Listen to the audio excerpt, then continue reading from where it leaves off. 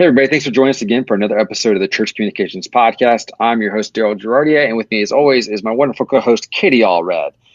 We don't have a sponsor for this episode, but we do want to tell you about somebody that we love. It's our friends over at Outreach. Outreach is a fantastic print company out of Colorado Springs. They print everything in-house. Right now, Outreach is having a sale on banners. Two-sided sleeve banners are just $49. We use these same banners at our Church Communications Conference, and we thought they were great quality. Visit churchcommunications.com/outreach.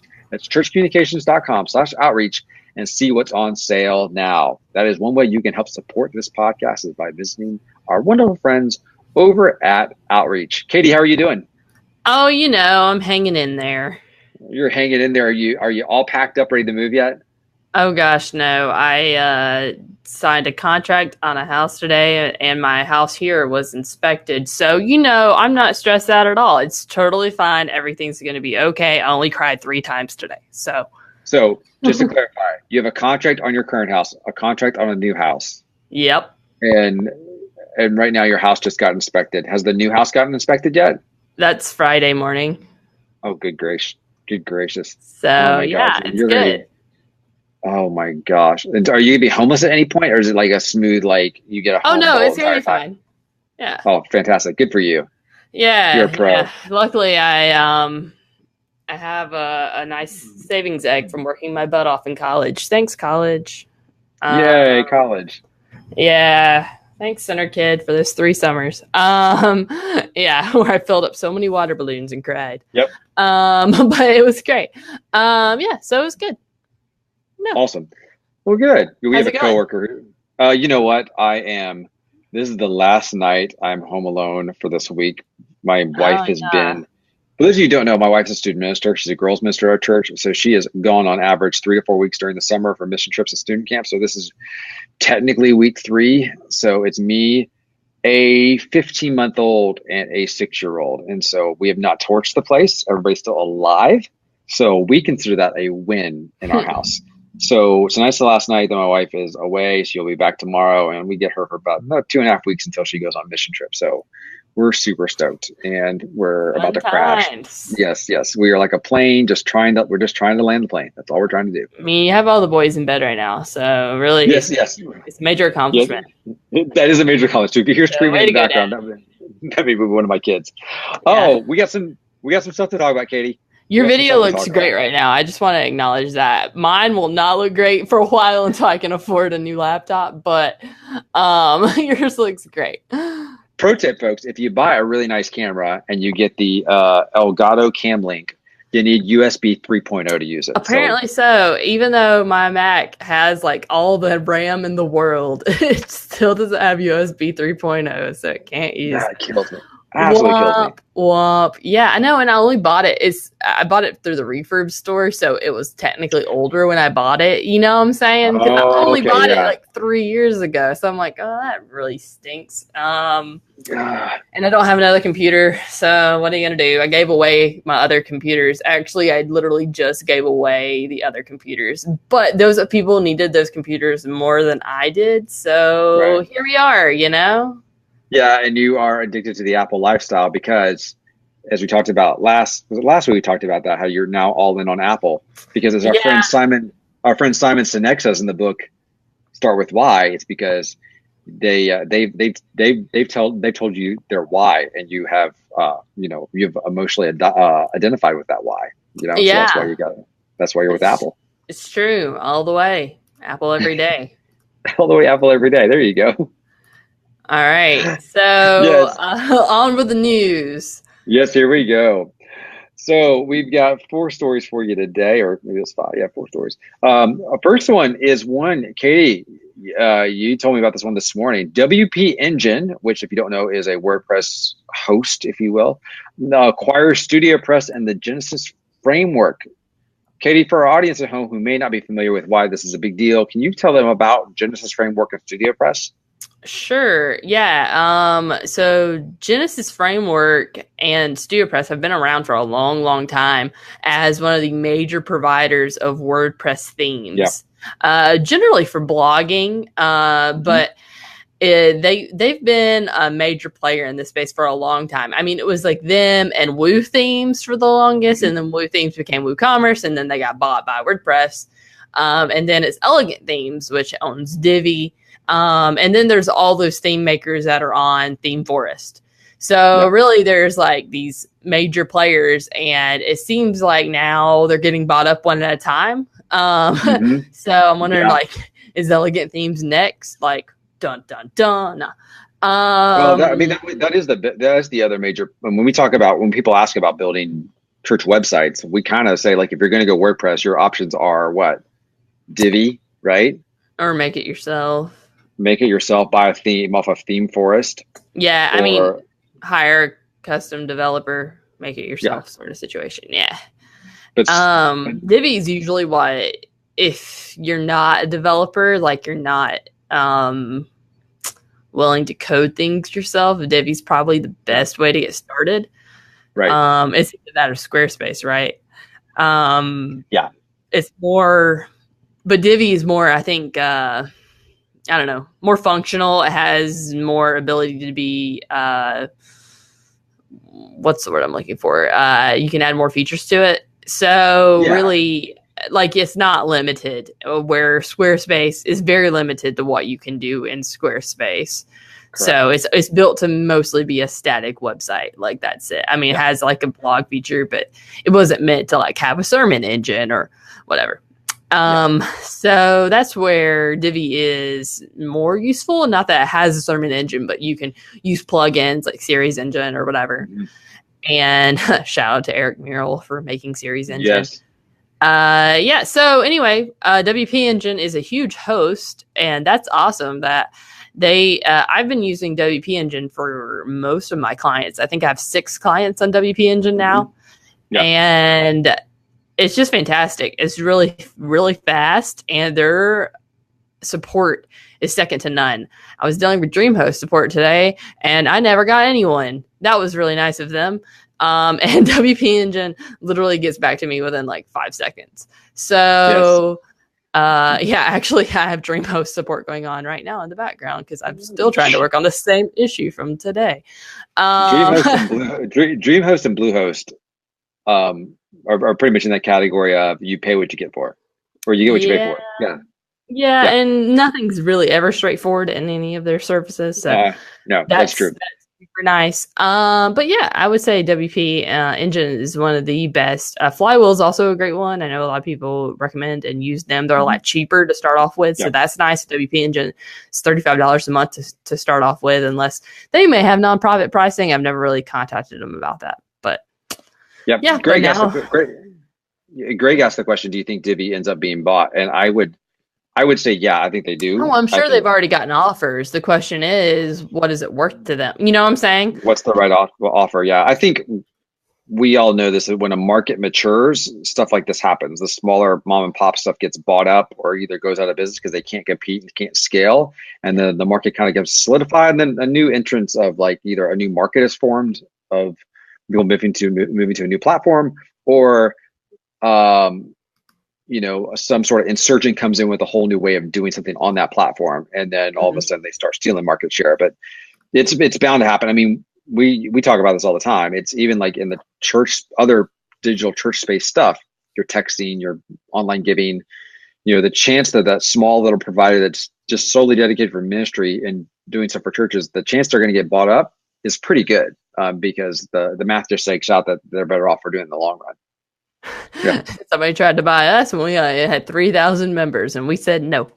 We said no.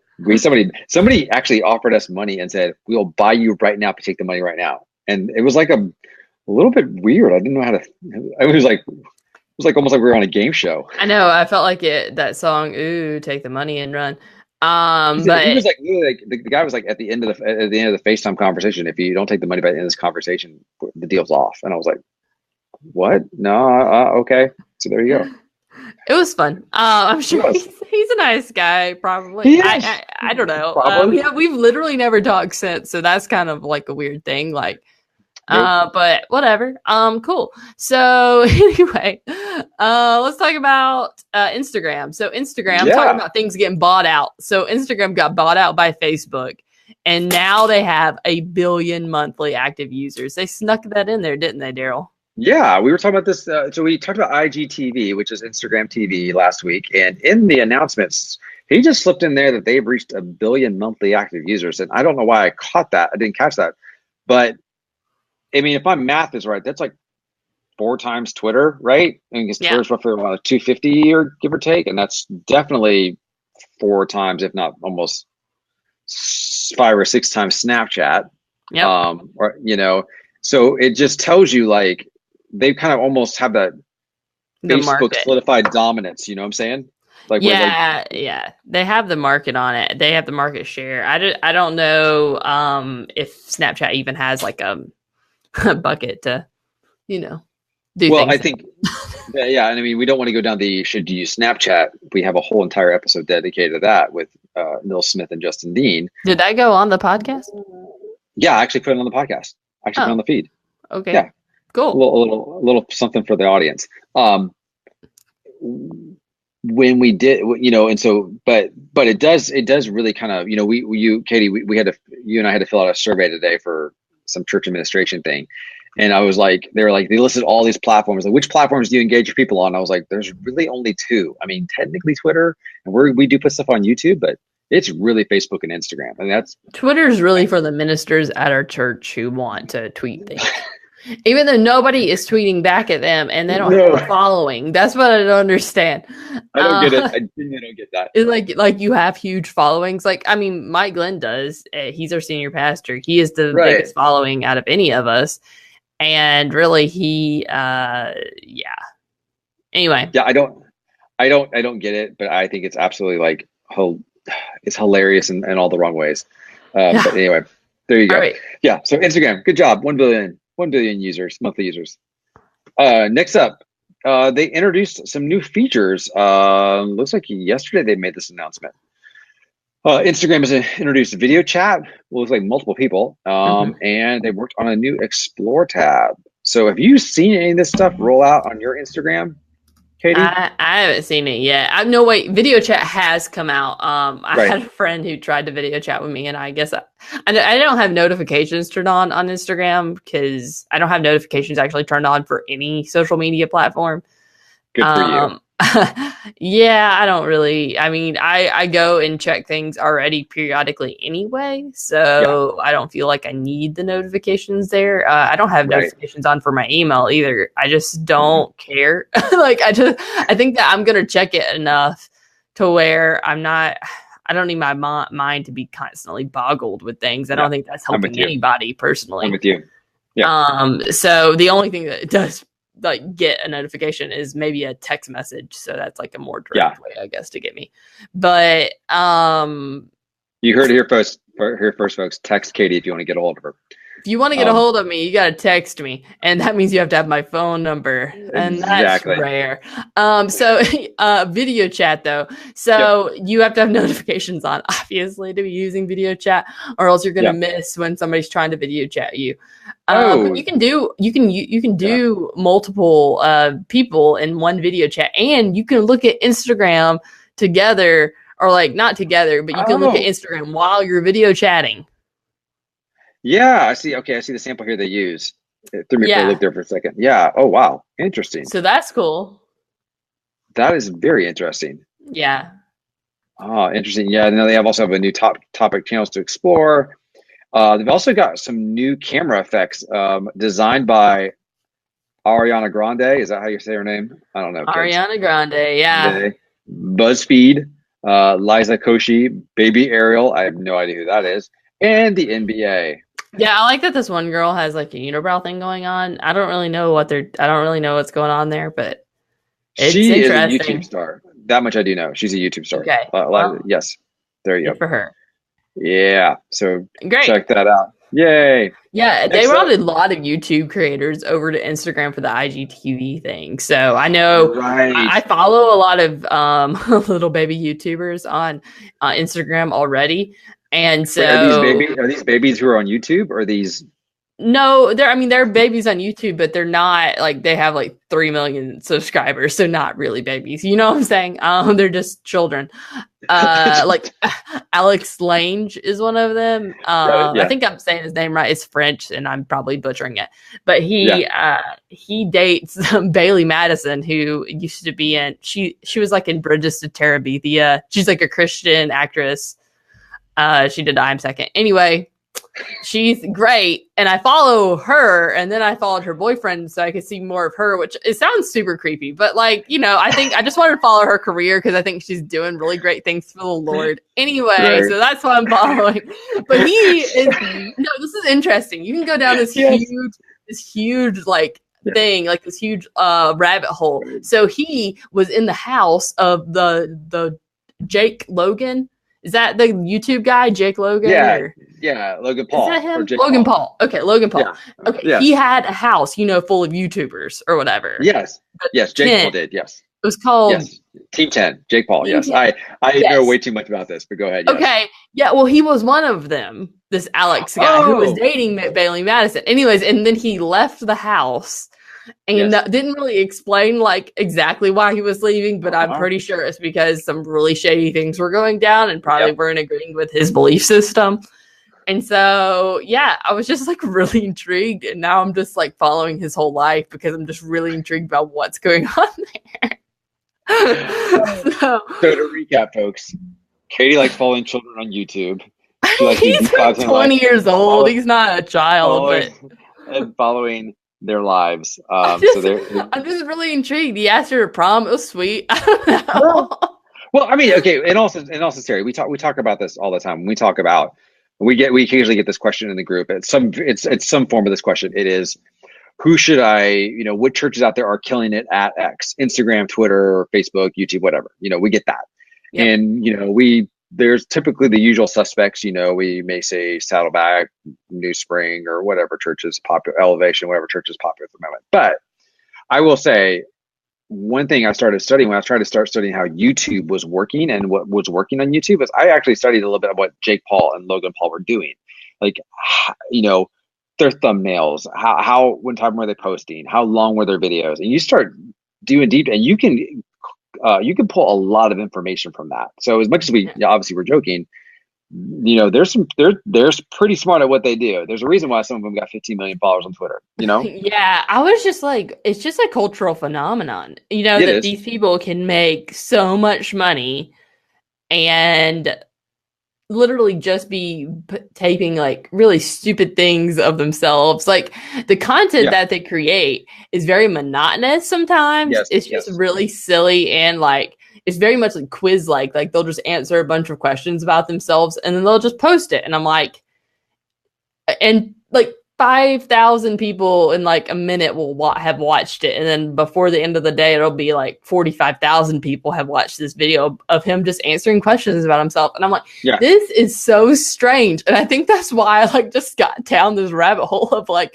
who is this person and what is he doing with this influence that he has? And that makes a lot of sense. It really does. It genuinely does. It makes a lot of sense. Anyway, it makes me sound like a creeper, but really, I was trying to do research. It was like really just intriguing to me. Like, how do you do that?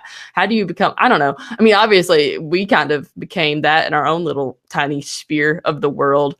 Yeah, I get that. That makes sense. It really does. So it's just they're doing it on a global scale of just being themselves with lots of people their own age, I guess. But anyways, not a niche, and that's kind of interesting too. Like, how do you do it when you're not a niche?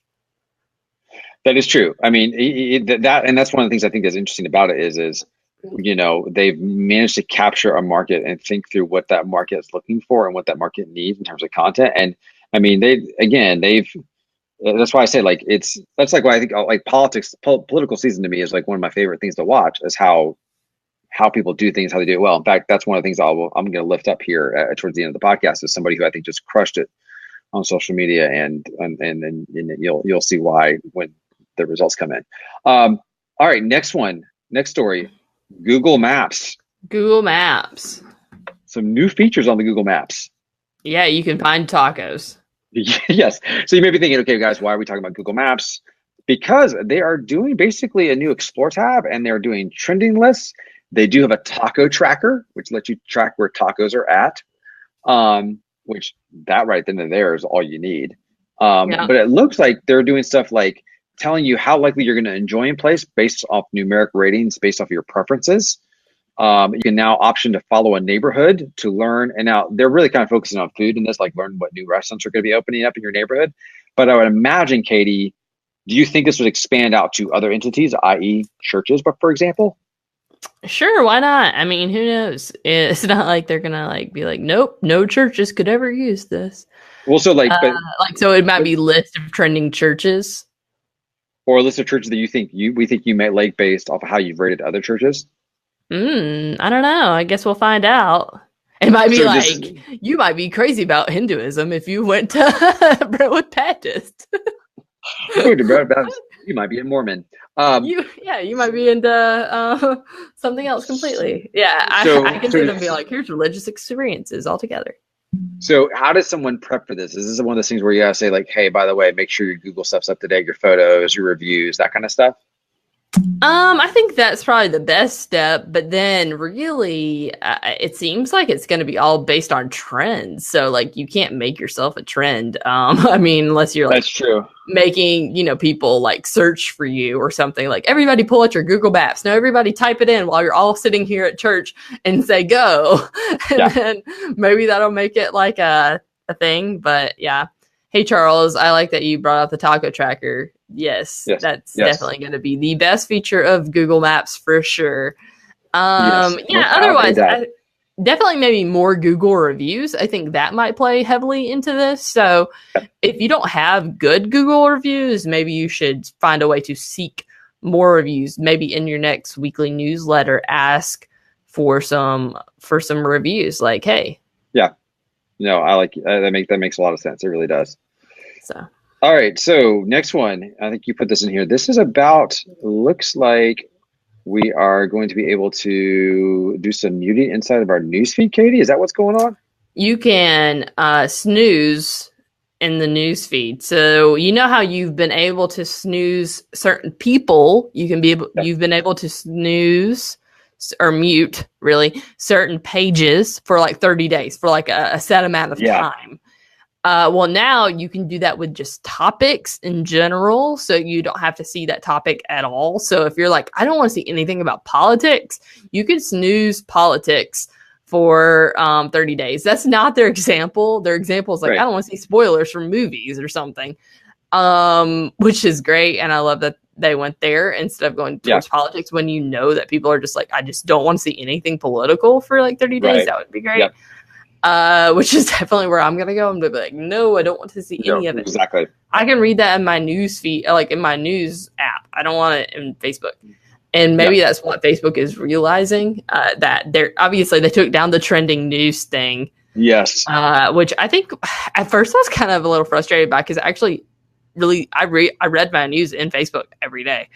And then now that I don't have it though, I'm like kind of grateful, because maybe it's made me a little like less stressed about the world, but then I'm like maybe less. Anyway, so I went and downloaded. I didn't have Apple News or anything. I deleted it because I just didn't care. Yeah.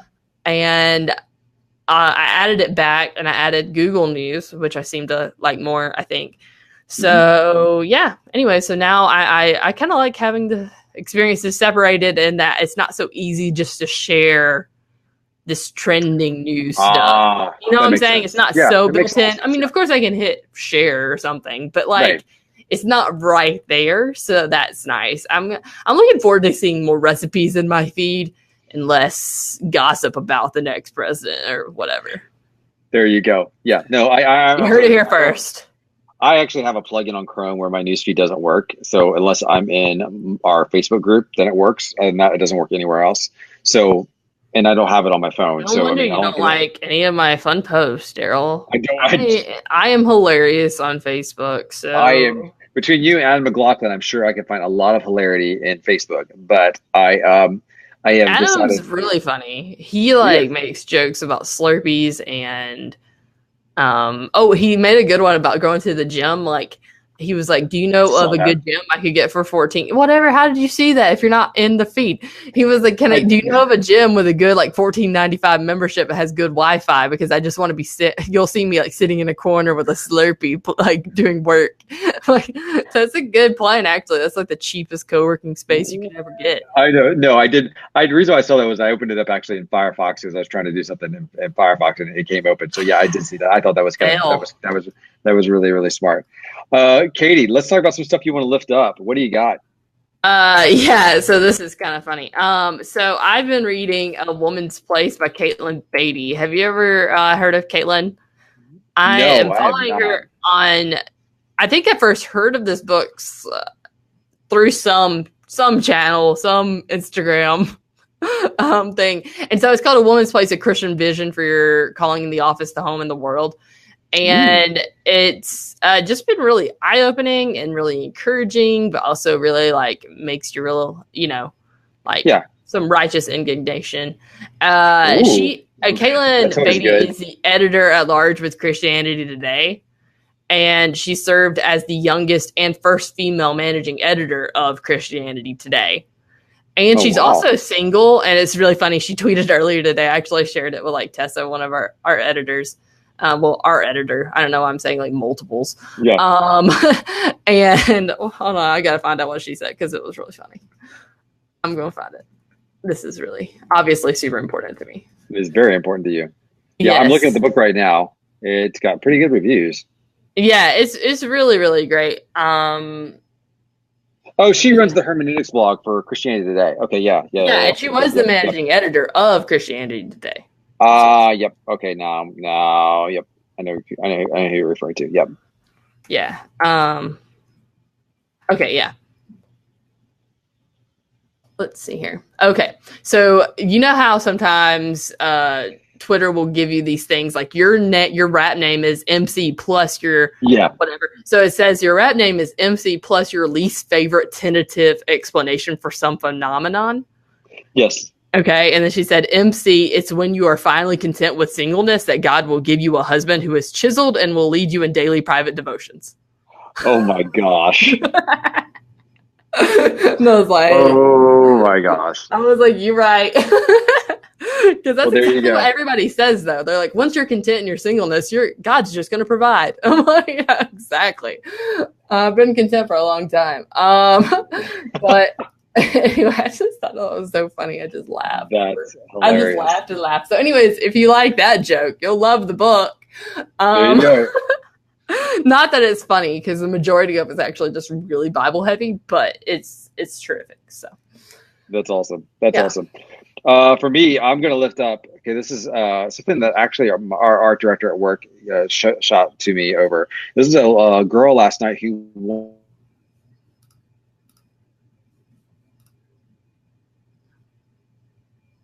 Uh-oh. We've lost Daryl. Story of my life. Give me 2 seconds. Hey, am I here now? You good? You're here now. You're back. Great. Okay, sorry. Start at the very beginning. Okay, so what I'm going to lift up tonight is something that's political, but it's not about the politics. It's how they communicated their politics. Okay, so let's phrase it like that.